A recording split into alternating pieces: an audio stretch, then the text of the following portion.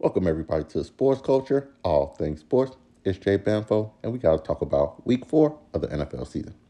But before we get into that, like, comment, share, subscribe, and thanks for your support. So, a lot happened in Week 4, so I'm going to get right to it.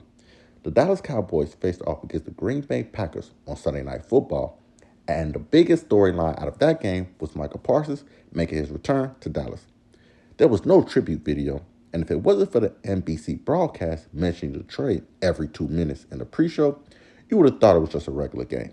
Besides that, the game was very entertaining as Dak Prescott and Jordan Love played excellent football.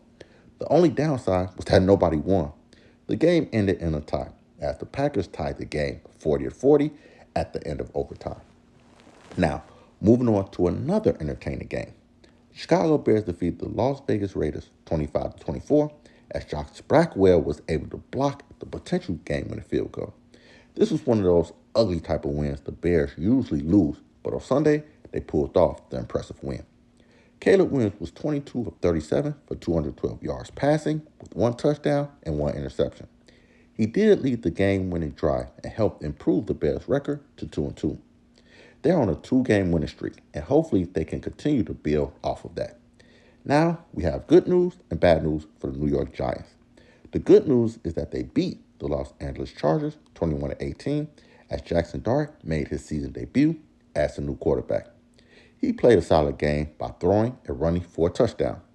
The Giants look to have found their franchise quarterback in Jackson Dart.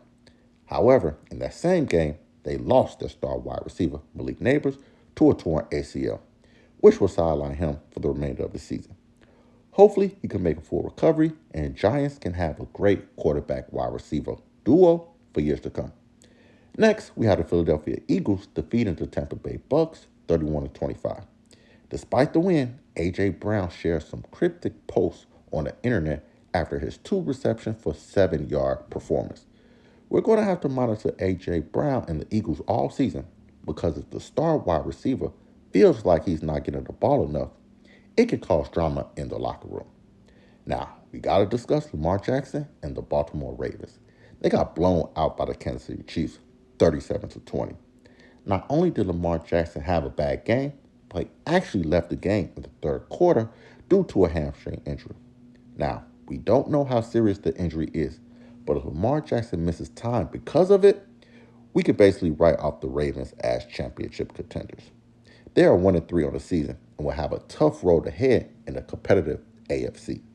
As for the Chiefs, they moved to 2-2 and got healthier as well as Xavier Worthy made his return. He showed no signs of rust as he finished with 5 receptions for 83 yards receiving and 38 yards running.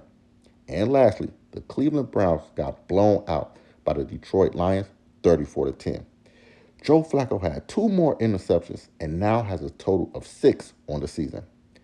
I wouldn't be surprised if we've seen the last of Flacco in Cleveland.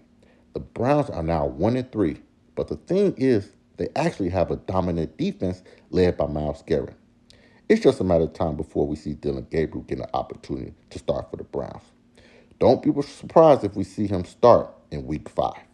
Now, with that being said, like, comment, share, subscribe, and I'll see you next time.